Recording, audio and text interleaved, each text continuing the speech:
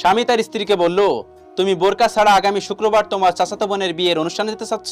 স্ত্রী বলল, হ্যাঁ, কেন নয়, বিশেষ একটা দিন। স্বামী তখন বলল, তুমি বোরকা ছাড়া ঘর থেকে বের হতে পারো না। স্ত্রী বলল, দেখো, আমি বাইরে বোরকা পরিধান করে বের হয়ে থাকি, এজন্য সর্বদা বোরকা পরে বের হতে হবে? আর তুমি তো আমার সাথে যাচ্ছ, তুমি কি আমাকে সন্দেহ করো? স্বামী বলল, সন্দেহ করব কেন? আচ্ছা, আমি বাজারে যাচ্ছি। স্ত্রী বলল, কেন? স্বামী বলল, একটা জিনিস আনতে। স্বামী বাজারে গিয়ে একটা বল কিনে আনলেন, যেটা দেখলে মনে হবে এটা স্বর্ণের তৈরি বল। অতঃপর স্বামী বলটি নিয়ে বাসায় গেলেন। স্ত্রী বলল, এটা কি স্বর্ণের? স্বামী বলল, হ্যাঁ, এটা অনেক মূল্যবান, এটা ড্রয়িং রুমে ঝুলিয়ে রাখতে পারো। স্ত্রী তখন বলল, তুমি কি বোকা? এটা যদি কেউ দেখে ফেলে তাহলে সে তো চুরি করে নিয়ে যাবে। স্বামী বলল, দুটো দিন ঝুলিয়ে রাখো, তারপর না হয় আলমারিতে তুলে রেখো।